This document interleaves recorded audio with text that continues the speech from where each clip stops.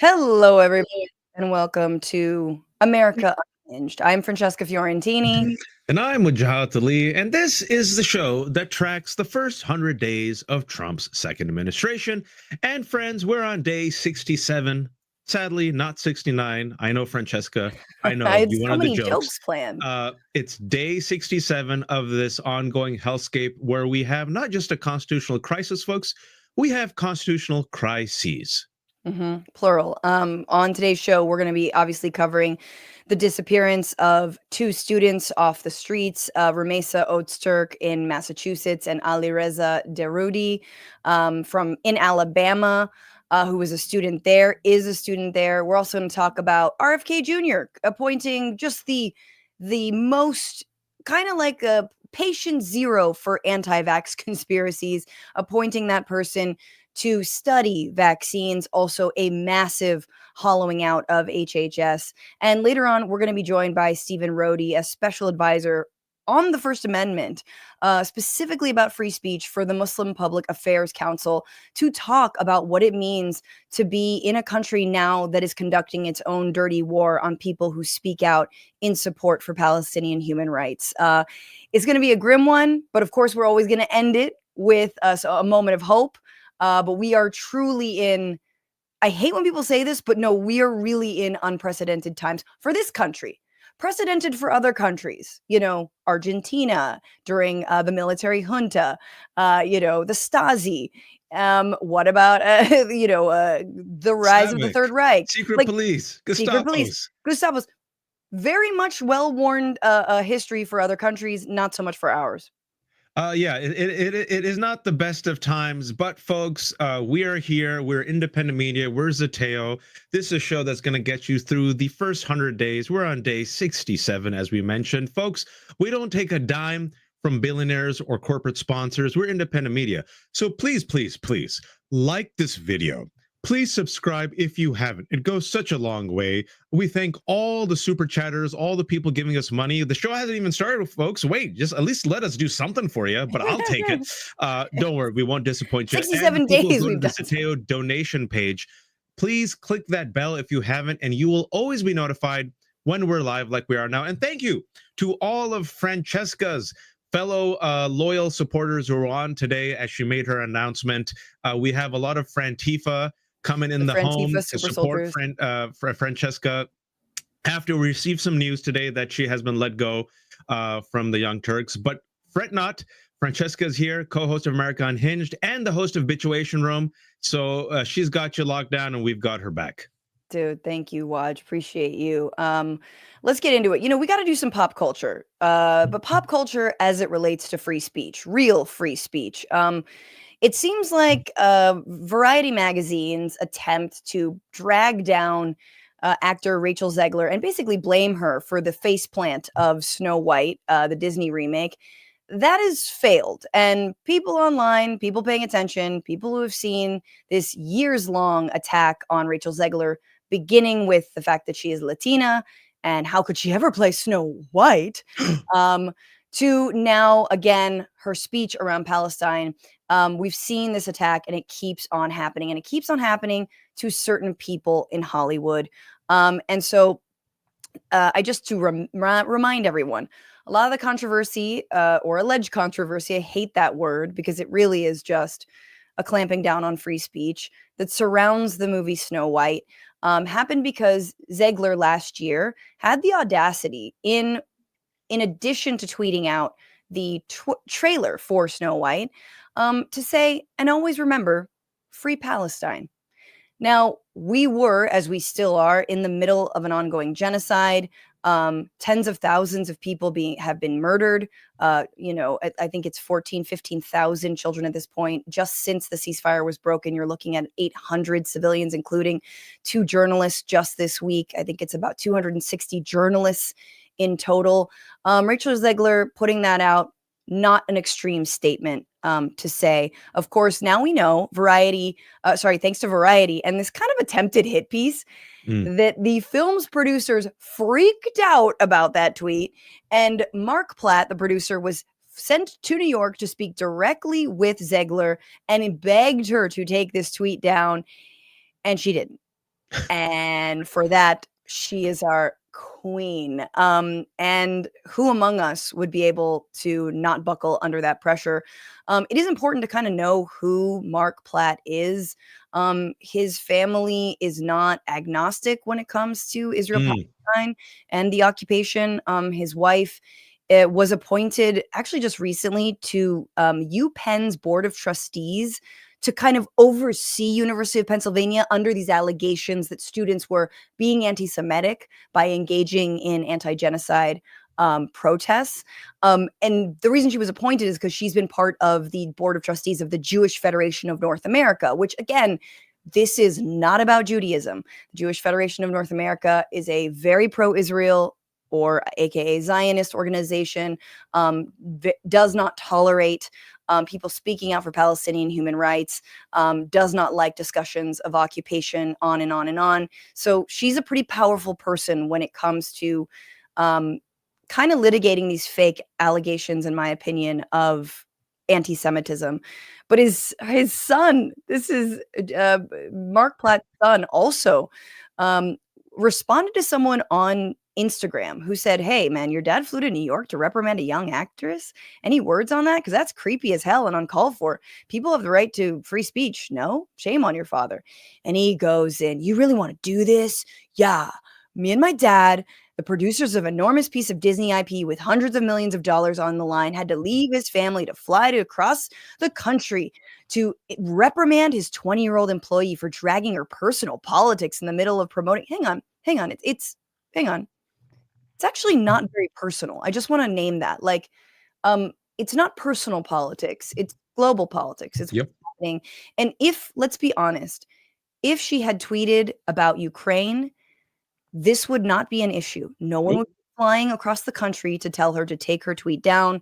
Of course, he was like, "This is called adult responsibility and accountability." And Waj, look, I'm going to hand it over to you, but we all know Disney is particularly afraid of being seen as political in one way or another. In fact, it very much did not support Rachel Zegler when the racist attacks against her for being cast as Snow White were lobbed. I mean, endless YouTube videos, racist tweets and all that, did not defend her or stand by her. She's talked about how when she was cast in West Side Story, which I believe was also a Disney production by Steven Spielberg, that she was told to prove her Latina, like Latinidad, like, are you actually Colombian? She's half Colombian.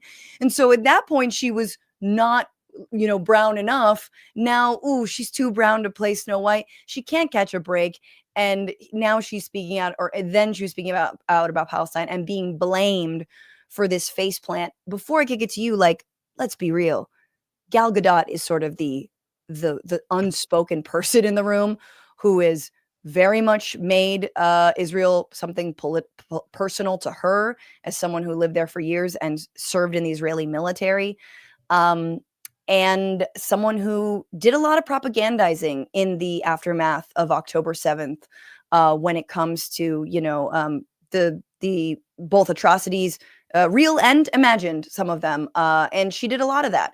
But she's not reprimanded, of course. And not only she's not reprimanded or blamed for her outspokenness, Variety did a piece talking about how she, as a mother of 4, has received death threats. But like you mentioned, nothing about Rachel Zegler, who for 2 years has been ruthlessly attacked by these incels online. And as Andrew Breitbart said, politics is downstream from culture. They have used Snow White like they use Little Mermaid, like they use all these cartoons, like they use M&Ms to go after, quote unquote, the woke people of color.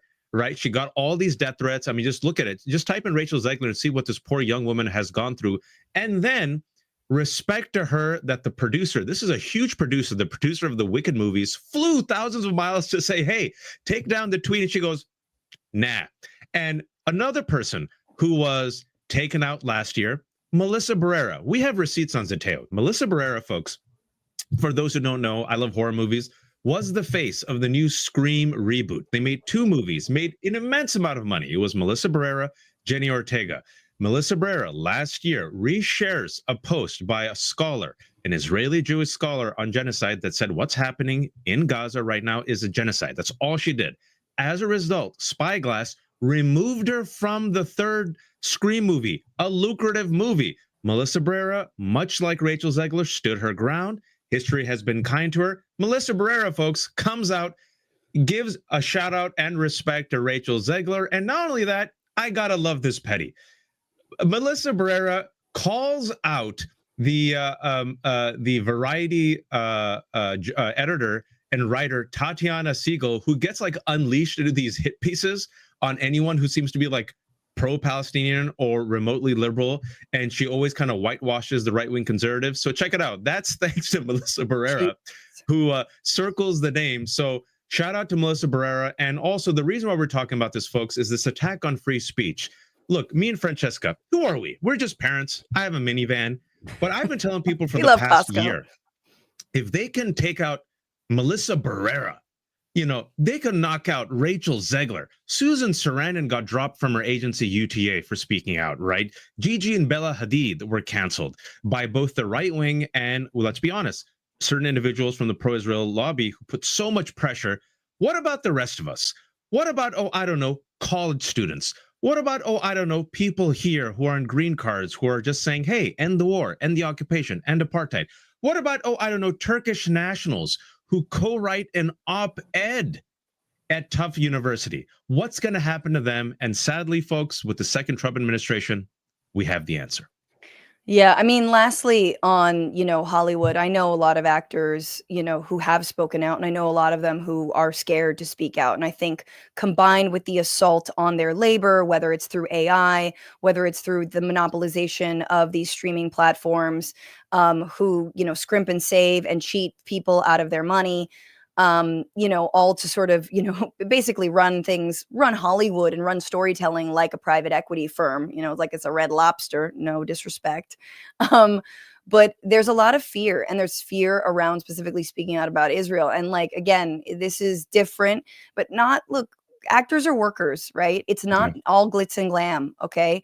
And I do want to say, not there's anyone watching or necessarily, but it is harder to take down an A-lister, right? It's harder to take down someone with a lot of money and power and influence. And I also think there's strength in numbers. And so I hope that we learn from these assaults on our free speech, no matter what industry that you're in, that there is strength in numbers. We have to stand in solidarity with one another. And that's the only way we're going to get through this. And one good news before we pivot, the culture is winning, folks. Zegler didn't back down, Barrera didn't back down, and No Other Land won for best documentary despite not having any distributor. So yeah, keep speaking out. Speaking about the worst people failing up and not taking any accountability and responsibility, let's talk about RFK. You like that segue, folks? Woo. RFK Jr., anti-vaxxer, a man who has a very lovely kind of exotic relationship with animals, is the director of our Health and Human Services, despite not being a doctor. Folks, it seems like this administration is perfectly fine killing us. And that's what makes them pro-life. Some terrible news that came out today is that RFK, well, before I tell you this, I got to play this clip. Wait, first let's do the clip, then I'll tell you the news. Streamlining HHS is part of a shift to new priorities, especially ending the chronic disease epidemic with clean water, safe food, effective medicine, good science, radical transparency, and a healthy environment. I think most Americans would agree with me that throwing more money at healthcare isn't going to solve the problem, or it would have solved it already. Obviously, what we've been doing hasn't worked. That's why we're making this dramatic overhaul. But the real overhaul is even bigger. The real overhaul is improving the health of the entire nation to make America healthy again. Yes. The head of the Health and Human Services, a man who does not sound healthy nor human, to be honest with you, saying that, watch, we've thrown so much money at healthcare. You know what I felt during the height of the COVID-19 pandemic? I was like, God, there's too much money in our public health. It's just too much healthcare.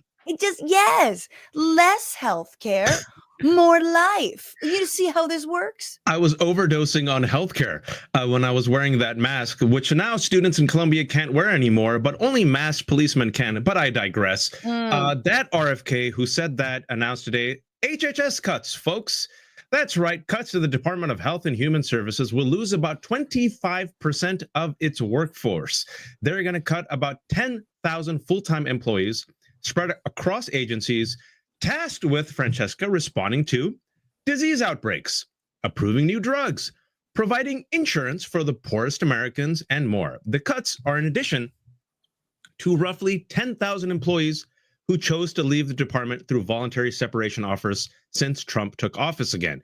Together, the cuts would eliminate about 1/4 of a workforce that would shrink to 62,000. The department would lose 5 of its 10 regional offices, but don't worry, folks. HHS said essential health services wouldn't be affected. And also, to make it even worse, vaccines schmaxines. RFK also recently hired an anti-vaxxer to lead a study about vaccines and autism. I'm going to repeat that. RFK recently hired an anti-vaxxer to lead a study about vaccines and autism, specifically not just any anti-vaxxer, like the guru of the anti-vaxxers, like the Q of anti-vaxxers, right? The Department of Health and Human Services has hired David Geer to conduct the analysis, according to officials who spoke on the condition of anonymity for fear of retaliation. Geer and his father, Mark Geer, have published papers claiming vaccines increase the risk of autism. Folks, that theory has been studied and debunked for decades, again and again and again. I want to repeat this. This is important. Vaccines do not cause autism. But you got the Geer studies out there, folks. And for the past 20 years, the Geers have published some studies suggesting a link between thimerosal, a mercury-containing preservative in vaccines that drew public concern, and autism. The preservative has largely been excised from childhood vaccines by 2001. The journal Science and Engineering Ethics retracted a 2015 paper co-authored by the father and son Geer team that contended public health officials have conflicts of interest in studying whether mercury exposure triggers autism. The journal, wait for it, cited errors and failures to disclose the author's own conflict of interest, including the Geer's involvement in, you can't make this up, a mercury-free drugs coalition. And folks, if that wasn't depressing enough, the man who's alive right now because he got access to a vaccine and the best healthcare during COVID, which he lied about, Donald Trump, he's all in on this. Here's Trump with a clip on the vaccines. Do we have this clip? If you go back 20 years, autism, think of it, 1 in 20,000 children. Think of that, 1 autism. You see it all over. 1 in 20,000 children. Now it's 1 in 36 children. Now, what the hell is that all about? There's something out there, and we're going to find it. We're doing something really wrong, and it might be very simple to even correct, but we're looking very hard, and Bobby's looking very hard, and we're going to figure it out. Before I punt it to you, Francesca, real quick, this is Ramadan. I'm fasting. I just opened my fast. You're not supposed to swear. What he just said is bullshit. I'm married to a doctor. We're in a piece on this for the New York Times before COVID. Vaccine hesitancy is up. It's a top 10 threat according to the World Health Organization, which, by the way, we're not in contact with anymore because that's just America right now. Vaccination rates in children have gone down. Measles is now spiking. There's an outbreak in Texas, in Kentucky. There's a case in Maryland. It spread to New Mexico. Folks, it's all debunked science. And the man who just said that is alive because he got the vaccine to protect himself from COVID. And with that, fun fact, in 2011, the Maryland Board of Physicians suspended the father, Greer, because Mark, his license is gone because he was treating autistic children with a drug considered dangerous for young people and not known to alleviate symptoms of the disorder. So now his son is being appointed by RFK to treat our children and do the study on vaccines. Do you feel better, Francesca? You ask me this a lot, and I never do. I feel worse. And really, RFK stories are both simultaneously like the funniest and the scariest stories at the same time, which is like a level of dissonance my body can't physically handle. I feel sick, but I want to laugh. But really, like the autism. Okay, 2 things about autism. Number one, unautism. I love that unit of measurement. We found unautism. I love here's the thing about when you study things. Watch, see, I'm not a scientist, but when you study things, you learn about them.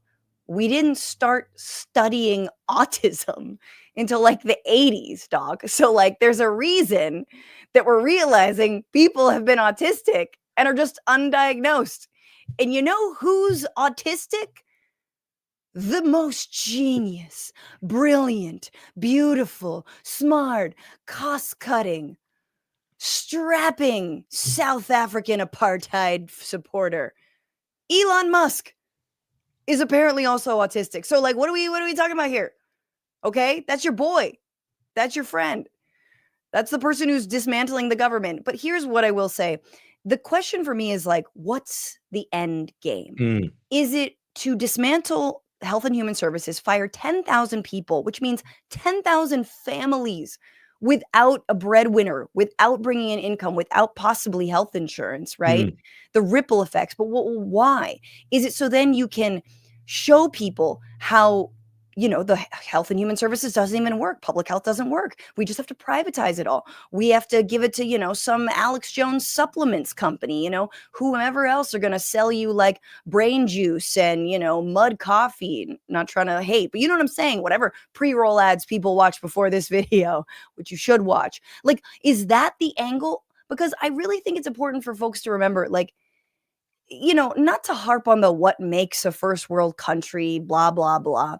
But really what makes a developed nation is one that can lead in science and health research, vaccine research, disease treatment, that kind of innovation. I thought this administration was all about innovation. When you lose that, when your population is sicker and more desperate, yeah, I know you get all the worker bees for, you know, your Amazon factories, but you really make yourself the second rate, the third rate, you're not a leader in the world anymore.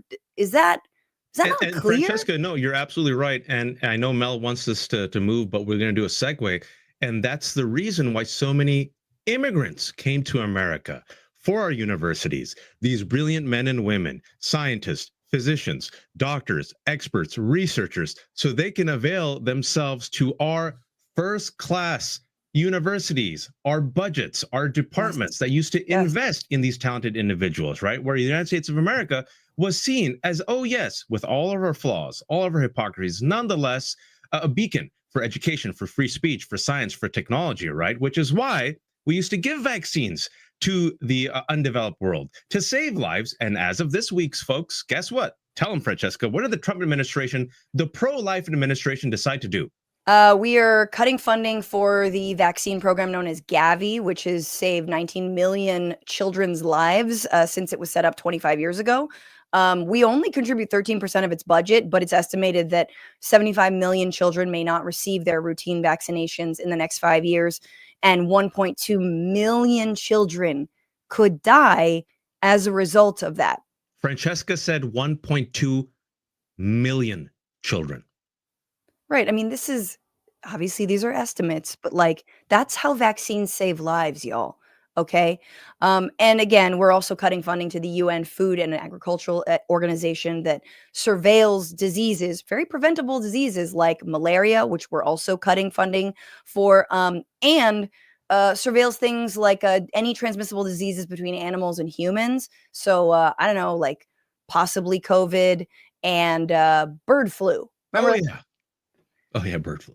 But please tell me about the price of eggs. Ugh, God. Yes. Unfortunately, folks, we promised that there would be some depressing news today. Just bear with us. And it gets worse. We're going to end on a good note.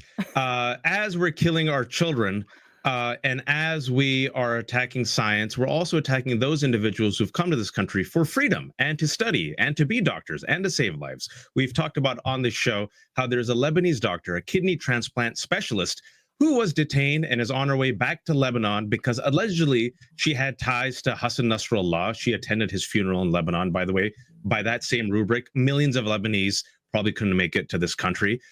We have students right now who are detained in Louisiana. We have a postdoc student who was just kidnapped right here from Roslyn, who was married to a Palestinian American citizen. He's detained. And to make it worse, you don't think it could get worse, But we have a professional hunter who was shooting at COVID. Remember that? Kristi Noem, who is now our Homeland Security. She took a trip, Francesca, to El Salvador, and tell the good folks, what did she do when she visited some of these individuals who we now know are innocent immigrants who were there, happened to be brown at the wrong place at the wrong time in America with, I don't know, Real Madrid tattoos, autism awareness tattoos. She went and visited these folks in this prison in El Salvador, where some of them are being tortured. And what did she do, Francesca? Just watch. She obviously did a selfie video, and you just have to watch this. This is like one of the most dystopian things I think I've ever seen. Here at CCOT today and visiting this facility. And first of all, I want to thank El Salvador and their president for their partnership with the United States of America to bring our terrorists here and to incarcerate them and have consequences for the violence that they have perpetuated in our communities. I also want everybody to know, if you come to our country illegally, this is one of the consequences you could face. First of all, do not come to our country illegally. You will be removed and you will be prosecuted. But know that this facility is one of the tools in our toolkit that we will use if you commit crimes against the American people. Our terrorists. Thanks, guys. That was great. Could we run that back one more time? You were excellent. No, you're not wrong. They actually edited it. They spliced it. They edited it. If you've seen it, it was like 2 takes and they had to edit it. That was one of the most disgusting things I've seen. People have made comparisons, Francesca, to what happened in World War II. These type of propaganda videos where there was an official next to emaciated prisoners. These folks, real quick, we're going to talk about it. Yeah. Some of those folks, they're without due process, Francesca. Yeah. I mean, they're in there. They literally just picked up brown-skinned folks in America without due process, sent them to El Salvador, and our taxpayer dollars, are going to house these people in El Salvador. $6 million were given to Bukele. Sorry, and remember, continue. No, and remember, this is one of the reasons we call this a constitutional crisis, because a judge has put a hold on the Alien Enemies Act from going into effect. And nevertheless, the Trump administration sent these 3 plane loads of alleged, Venezuelan gang members to El Salvador, to what is called the Terrorism Confinement Center. And they have disappeared actually from the database of ICE, which is very scary. And they have also not been charged, and they have not appeared before a judge in El Salvador. We do not know what their fate is going to be, but thanks to some reporting from Mother Jones, we have heard about who has been swept up, as you sort of alluded to. They spoke to family and friends and lawyers of 10 men sent to El Salvador by the Trump administration based on allegations they're members of the Venezuelan organized crime group Tren de Aragua. All of them say their relatives have tattoos. Meaning the men detained, and they believe that's why their loved ones were targeted. But they vigorously deny the idea that their sons, brothers, and husbands have anything to do with Tren de Aragua, which the Trump administration recently labeled a foreign terrorist organization. The families have substantiated those assertions to Mother Jones, including in many cases providing official documents attesting to their relatives' lack of criminal histories in Venezuela. Such evidence might have persuaded U.S. judges that the men were not part of any criminal organization had the Trump administration not deliberately deprived them of due process. I mean, yeah, well, it is one thing to say, it's one thing to say, I believe in, deporting undocumented people, no matter who they are, right? But the idea that anyone deserves to be unjustly deported to a torturous prison where some wrongly incarcerated people are being held. Francesca, as you mentioned, Terrorism Confinement Center. Yes. I mean, that is absolutely in a country that you are not from, where your country's own laws. I mean, we will be following this story because it is truly an international crisis between Venezuela and El Salvador. That is massive. So we'll be following, but here's just a little snippet, because one of the people who was detained, his name is Neri Alvarado Borges. He lived in a small rural town. He has a 15-year-old brother who has autism, and because he fought for his brother, helped his brother out with swim classes, and worked with kids with developmental disabilities, he has a tattoo of this is the ribbon, sort of a sign for autism.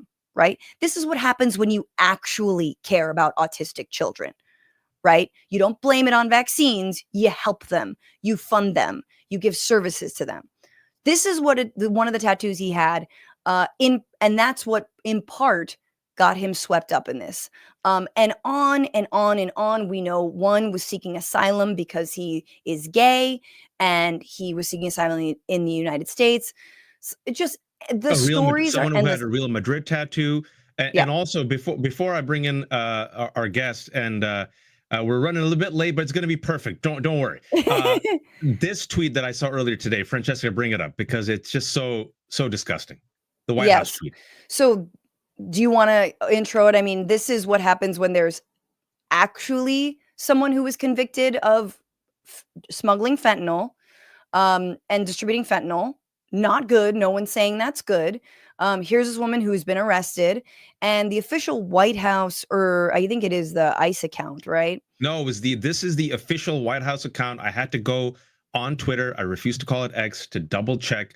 The White House tweeted this out. This Ghibli type animation mocking and ridiculing this individual who was accused of selling fentanyl. This was so cruel that if you even see the replies, even some diehard MAGA folks were like, come on, this is too much. Yeah, that's what we do.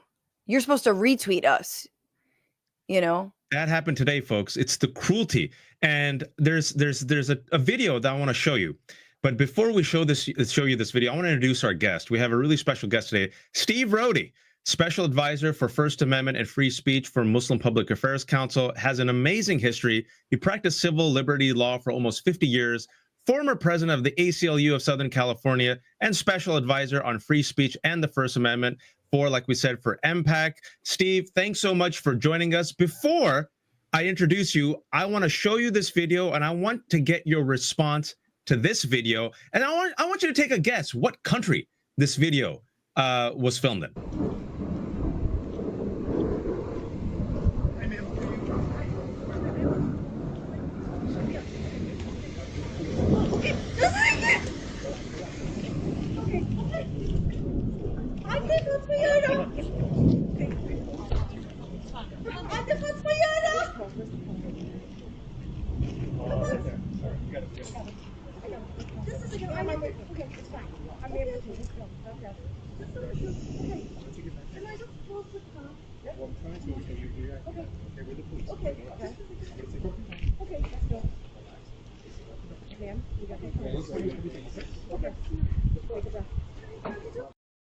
Steve, is that Iran? Is that Turkey? Is that Saudi Arabia? Regrettably, no. Anyone who purports to have an opinion about this Trump administration must watch that video. That is a video of the United States of America in the last 24 hours or so. It's deplorable, but it is an example, and not the only example, of exactly what is going on in this country at this moment. Mm-hmm. That is Tufts University graduate student Rümeysa Öztürk, a Turkish national, who on Tuesday evening was essentially kidnapped by plainclothes ICE members, DHS agents, who were wearing masks, folks, as she was on her way to break her Ramadan fast. Öztürk's attorney, Masa Kanbabi, said her team is unaware of her current whereabouts, has been unable to contact her, that no charges have been filed against Öztürk that they're aware of.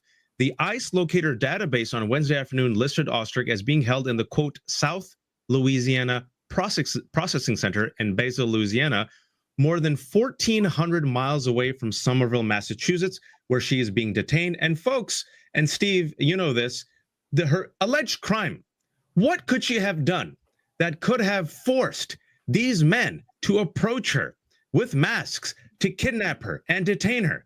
I can answer that. Please. She wrote an op-ed in the Tufts student newspaper, and you've got it right there. She had the audacity to write a column demanding that Tufts acknowledge the Palestinian genocide and divest their ties with Israel. That is her crime in the United States of America. Pure speech, fully protected by the First Amendment. And every so often there are glimmers of hope in these stories, because it was the Massachusetts Attorney General, Andrea Joy Campbell, who called this alarming and intimidating. And we are only hopeful that the state of Massachusetts will weigh in this case to come to her defense, which frankly any decent person in this country should be coming to her defense. Francesca and Steve, if I may, any decent person should come to her defense, but I just want to show you all what Secretary of State Rubio said. Yeah. And what was your State Department's role in that process? We revoked her visa. It's an F1 visa, I believe.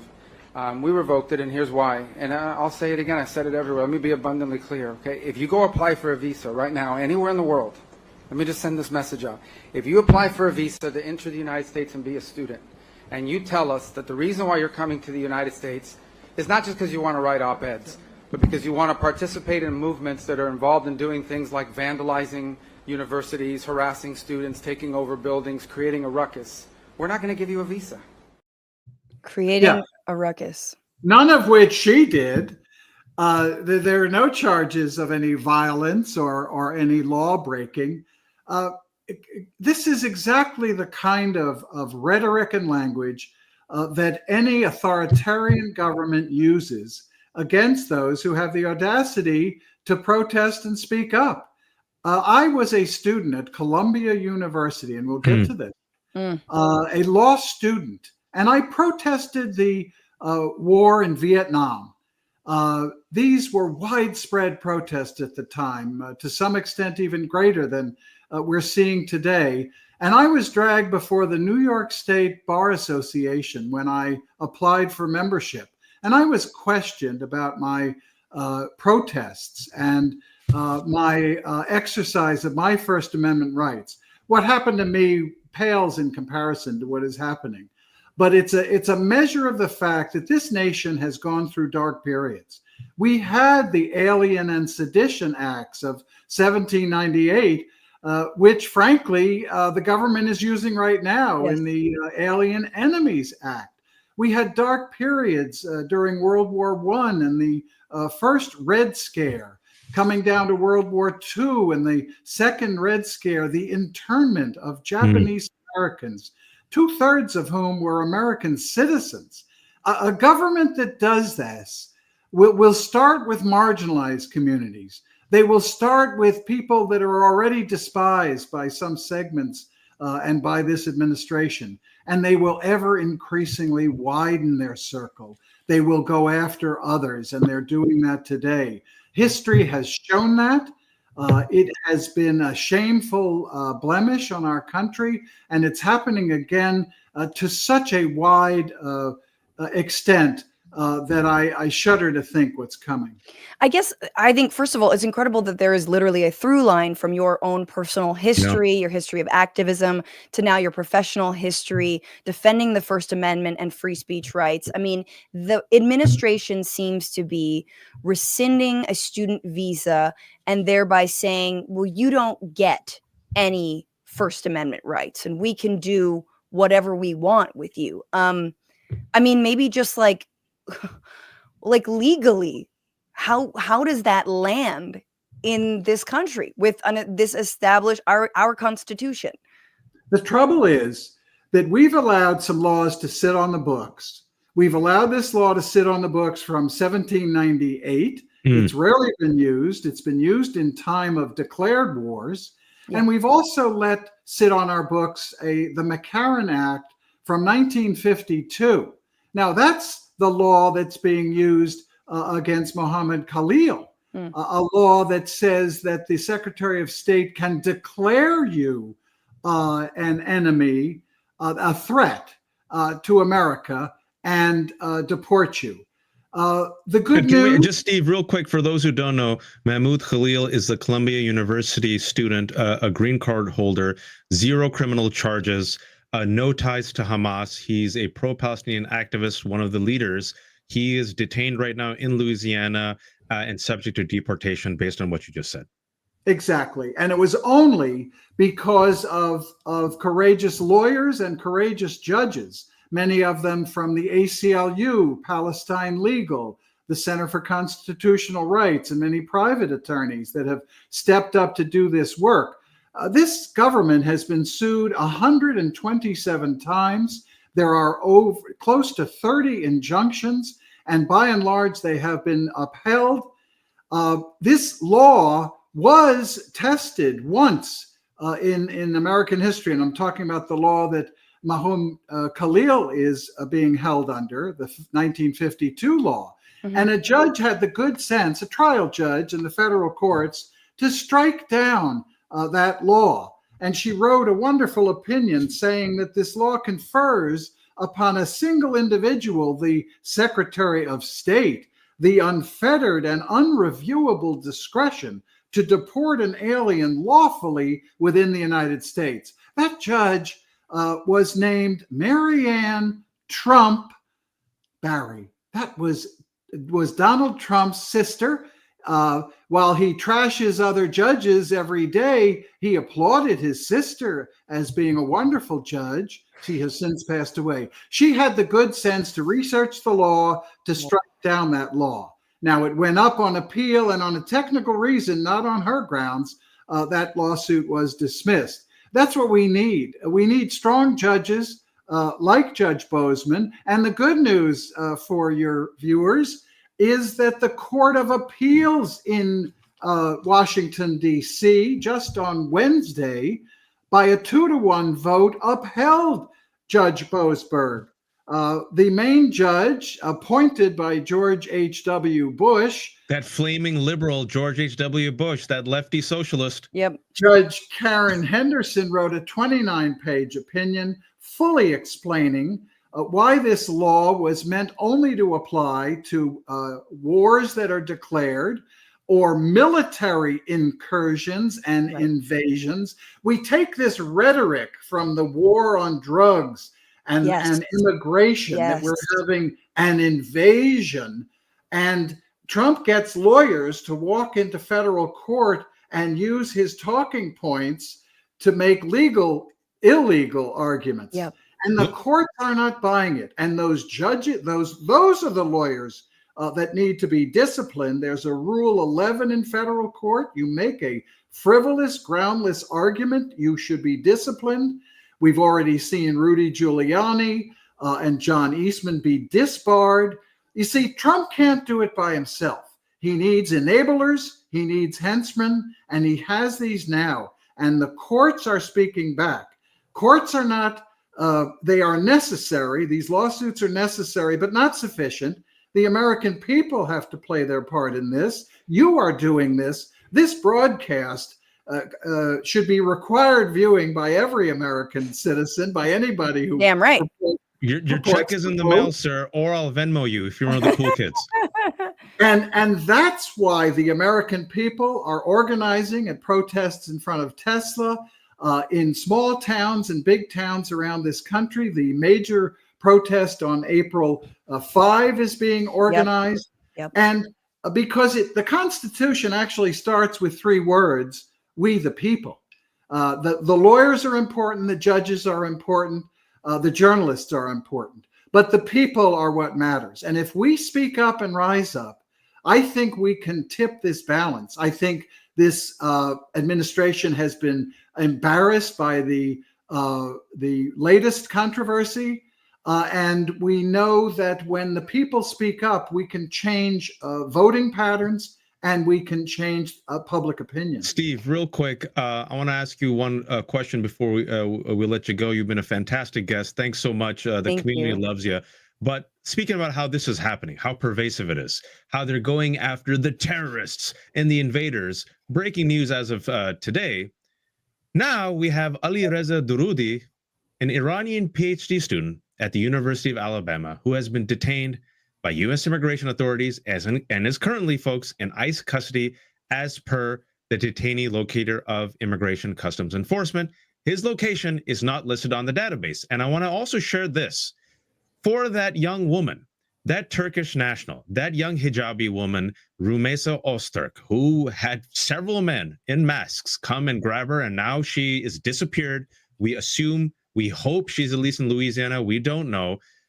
A source who witnessed the arrest said that what stuck with them was that the incident was, quote, clearly premeditated with, quote, overwhelming force. They told Zeteo that at least one officer was carrying a firearm and that one of the agent's vehicles had been parked on the street since 4 a.m., according to the neighbor's camera. They saw the vehicle when they left for the morning and returned in the evening. And I want to ask this question, Steve, is so many people are watching right now. They're like, all right, they're going to go after a Turkish national, this Iranian national, Ali Reza, Palestinian green card holder, Indian national, pro-Palestinian troublemakers, people who might be involved with gangs, people who look brownish. I'll be okay. Your response to them? My response, some of your listeners, and you may know the poem by the pastor Martin Niemöller. It was called First They Came. He wrote it during the Nazi regime when he first supported Adolf Hitler, and then he was himself put in a concentration camp. And with the permission of your producer, I wrote a version of that poem. It speaks to everything you've been talking about on this program. I called it First They Came for Mahmoud Khalil. First they came for Palestinian activist Mahmoud Khalil, leading protests at Columbia University. And I didn't speak up because I was not a Palestinian. Then they came for immigrants, deporting them without trials under the Alien Enemies Act of 1798. And I didn't speak up because I wasn't an immigrant.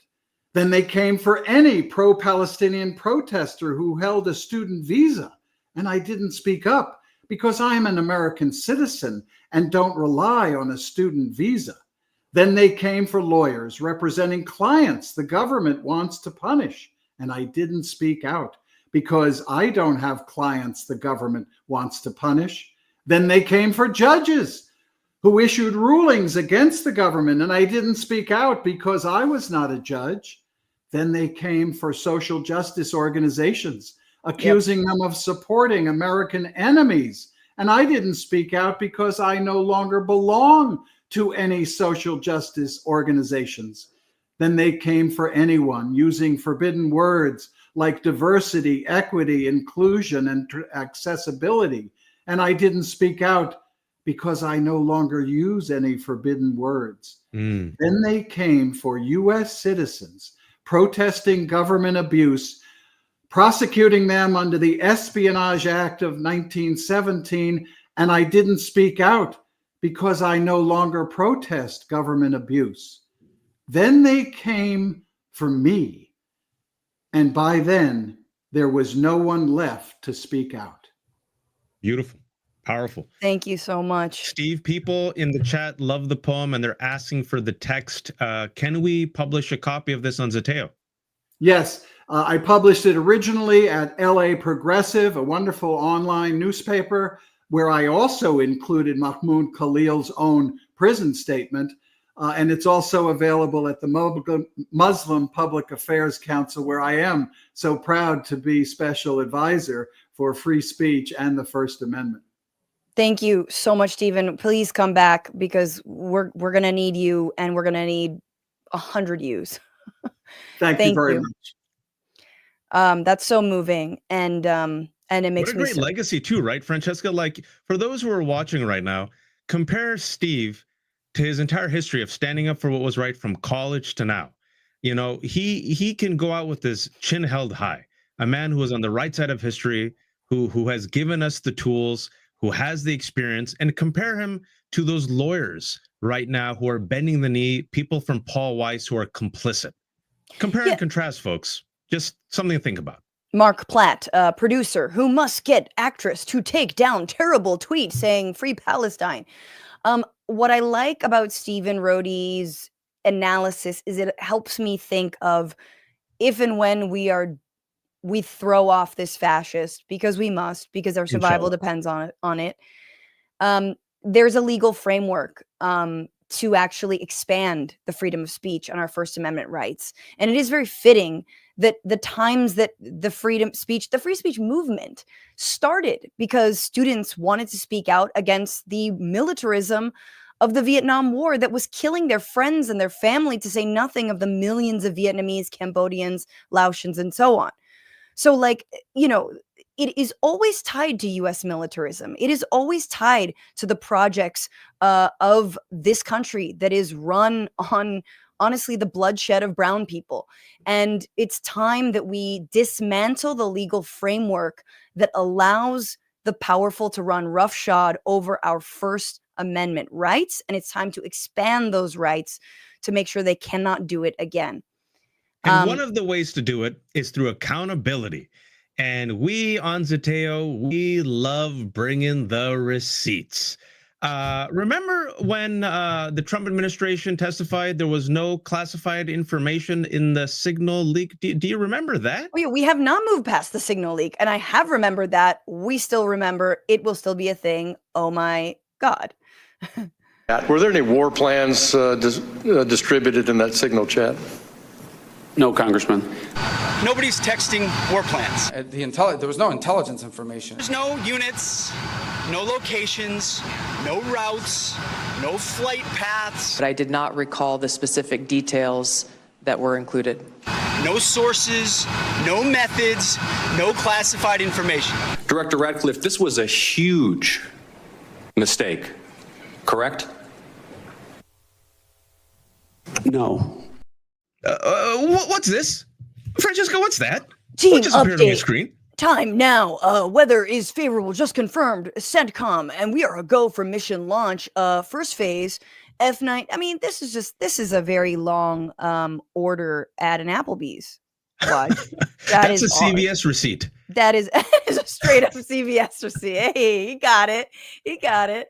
That was the detailed, coordinated plan for the military strike that went down to a T when the United States decided, without congressional authorization, to bomb the Houthis in Yemen and ended up killing civilians, including children. And Pete Hegseth, our Secretary of Defense, decided to share that, copy-pasted in Signal, an unsecure app. And he wasn't just the only one. Oh, the director of the CIA was there. Secretary of State was there. Vice President was there. And also the Atlantic's Jeffrey Goldberg, who was accidentally invited. Confidential information. But other than that, all good. And how about Donald Trump? Do you think he knew about this? No, but maybe I bet by now, Waj, he's probably learned a lot more. And I feel like he's taking this a lot more seriously. You still believe nothing classified was shared? Well, that's what I've heard. I don't know. I'm not sure. You'll have to ask the various people involved. I really don't know. Comforting. I feel better. I don't know. Sometimes you have to laugh so you don't cry, folks. That is called dark humor. That was a cathartic laughter. I'm embarrassed for you. I'm embarrassed for you. Like, I don't know. I was golfing. I was babysitting Elon's child. What do I know? And honestly, folks, who am I, the president? Francesca and I were talking about this. I honestly think he doesn't know. I really don't think he knew this was happening, which is even more terrifying. Well, and we can deduce that from the text messages themselves, which very much seem like, we think based on the skid mark patterns on his diaper that he's probably for this invasion, and the bombing. Like, they don't know. They're not talking to him directly. And he's probably like, yeah, I don't care. If it's not about getting the portrait of me where I look like a regal chipmunk off of the wall, I don't care. But he went back to his base, even though he doesn't know, he brought out a conspiracy. Hegseth is doing a great job. He had nothing to do with this. Hegseth. How do you bring Hegseth into it? He had nothing to do. Look, it's all a witch hunt. I don't know, but it is a witch hunt. Plus, Hegseth's a cool guy. Whatever. Drink. We got our first witch hunt. Well, actually, you know what? I need water. I've been fasting, folks. I need this. You can drink. Yes, we've opened fast. Yeah. We can drink, but don't worry. There are adults in the room. Trust. People are looking into this, y'all. it's not, the president doesn't know anything, but like actually the administration is taking it seriously. As for your original question about who's looking into the messaging thread, the National Security Council, the White House counsel's office, and also, yes, Elon Musk's team. Elon Musk has offered to put his technical experts on this to figure out how this number was inadvertently added to the chat. Again, to take responsibility and ensure this can never happen again. The 19-year-old Doge member named Big Balls is on it, folks. He's gonna teabag. He's gonna teabag that leaker. You feel, don't you worry. Sorry, I had to. TP their house. He's gonna TP the house and teabag that leaker. Cyberbully the that crap out of that leaker. Like so. If I'm to understand, Elon is both on this, but also the national security team is on this. Yeah. Okay. So that was the problem, ma'am, is that the national security team was on a signal thread. Now they're going to investigate themselves. Look, let's be real. MAGA has always stood for cops investigating themselves. In every point in turn, from the DOJ on down to a local police precinct, they love the idea that the people in power are the ones who are also like, hey, we good? Yeah, we're good. Yeah, we good. We good. They're not taking this seriously. Like, they're trying to let this just totally blow over with no guarantees of what's to happen. And their excuse is that no one was killed who wasn't supposed to be killed except for the children, but it doesn't matter. We don't have to abide by, our own foreign policy, to avoid civilian casualties. Like, so this is just wild to me. Like, it's only a breach of security if someone died. What about Hillary Clinton's, like Talbot's, emails that she received and Lane Bryant? Like, that wasn't putting anyone in. No one died because of her server. There's several problems with this, and this story is not going to die. And they've also lost some right-wingers. Tommy Lahren, of all people, is like, don't lie to me. Barstool Sports, David Portnoy gave out a 6-minute video, which I agreed with. This is pretty egregious, folks. And real quick, don't worry, we're going to keep up on the story because I know there's going to be more. Some of the things you should think about. Why is the Trump administration using Signal, an unsecure app that the Pentagon already warned could be hacked? Number one. Number two, why do they have their messages to delete after 1 week and 4 weeks? Why are they not using the usual protocol, with safety and a record, a paper record that can be, investigated through FOIA? How come there was no congressional approval to bomb Yemen? How come no one's talking about the fact that Pete Hegseth was like, bombed an entire apartment complex just to get one alleged individual killing children? And if this has happened, and if they are using Signal, which apparently, according to Fred Wellman, I interviewed him earlier today. He hosts a show on Midas Touch. He has a piece on Substack where he had someone from the DOD confirm that for the past month, the Trump administration, told everyone to use Signal as the direct way to contact the White House. Okay, that means this is not the only chat. Of course not. What other chats are out there? What other information was discussed? Was anything compromised? Was anything hacked? Did they accidentally invite, the editor-in-chief of the New Yorker or the New York Times? You all should be terrified about this, but no, we're going after college students who write op-eds that make Marco Rubio upset. We're living in the upside down, folks. But with that, we promised some good news. We always end on good news. Francesca, this is your job. It's a really tough job. You are tasked with giving me and Mel, our producer. Give it up to Mel, awesome producer. No, Melanie was tasked. Mel and our audience. What's the good news? Well, Mel was the one to find this because I was bracing myself for the PBS Marjorie Taylor Greene showdown because these are just like, Mr. Rogers versus bleach blonde, bad built, butch body. And actually the people who brought the heat were some Democrats. And I believe this is Representative Greg Casar, who is asking about who is a bigger threat to the American people, who should be defunded, Elon Musk or many of the characters that one can find on PBS, including many of the characters that my child likes. How many millions of dollars a month do taxpayers spend for Daniel Tiger to play golf? I have no idea. The answer is none. Okay. To your knowledge, has Miss Piggy ever been caught trying to funnel billions of dollars in government contracts to herself and to her companies? That's a silly question. Well, the answer is no.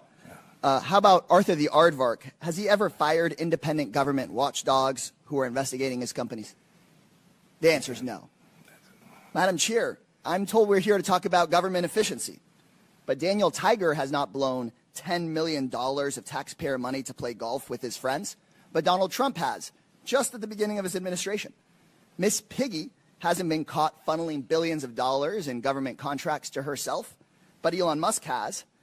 And Arthur has not fired independent government watchdogs investigating him and his companies, but Elon Musk has fired at least 5. Elmo doesn't like big balls. Well done, Mel. Dude. That was great. First of all, Arthur the Aardvark would never. If Arthur were in charge right now, I would be so happy. I don't even watch Arthur, but you look at that guy and you're like, that's a serious person. You know? All the people that he mentioned, if they were in charge, I'd feel better. I'd go to sleep at night better. All right. They're all like good-natured, ethical, moral characters that taught our children like excellent lessons. Instead, we have Hexeth and RFK Jr. Yes. And I do feel like Trump and Miss Piggy have been in like a sketch together before. They're definitely of the same milieu, right? I feel like she's been like, hiya! And like, you know, that was good. That was a good Miss Piggy. I love, first of all, Kermit, how dare you touch my thigh? Hiya! I love Miss Piggy, dude. Her wig all flailing. And Miss Piggy, you're right, Adam. If Miss Piggy was in this administration, she would set Hexeth, RFK, and Trump straight within like 3 minutes. She does not mess fist, around. You know, the Arthur fist? Ooh, that's how we all feel. You guys, Francesca, you have gone through a lot this week. For those who don't know who are joining us late, Francesca did a 10-minute video where she addressed the TYT controversy. It's on her Substack. What is the name of the Substack, Francesca? FrannyFio.substack.com, youtube.com/FrannyFio. It's fine, y'all. But thank you so much for supporting me here. You know, you got to say what you need to say in times like these. You know, I really am happy to have Zeteo, even if it is just for these 100 days, because it is a place that is truly independent and really is principled in its reporting and the kinds of contributors that it collects when it comes to people who stand up to fascists, who report against the authoritarians, and who will not bend the knee, whether it's even, obviously, we didn't talk about them, but the Democratic Party, who fails to stand up in this moment as well, will not meet the right halfway, because we got to beat these fools, all right? That's the way forward. We beat them with good information, like hopefully we provided you today. Everybody, please subscribe to Zeteo, Zeteo.com. Give what you can. Keep us going. And Waj, where can people find you? Oh, well, I was going to ask you first. Where can people find you? How can people support you? Well, yeah, I was Franny Fio on all the things, and listen to me on the Bituation Room Tuesdays, Wednesdays, Fridays, 1 p.m. Pacific, 4 p.m. Eastern. Bay Area. I'm going to be in San Francisco at Cobb's Comedy with my husband, Matt Lieb, co-headlining on Wednesday, May 7th. Wednesday, May 7th. FrancescaFiorentini.com for tickets. And as Francesca said, please like this show, please subscribe, please share it. It goes a long way. We just started 67 days ago. We're going to be with you for the full 100 days. You can read me at The Left Hook. It's thelefthook.substack.com. And I also co-host Democracy-ish with my fabulous co-host Danielle Moody. We have another live show tomorrow, 12 p.m. Friday. That's on Danielle Moody's YouTube show, and I'm on all the socials. But we will be back next Tuesday, 8 p.m. Eastern Time, 5 p.m. Pacific Time. That's for Francesca. For all the latest news, please join us, friends.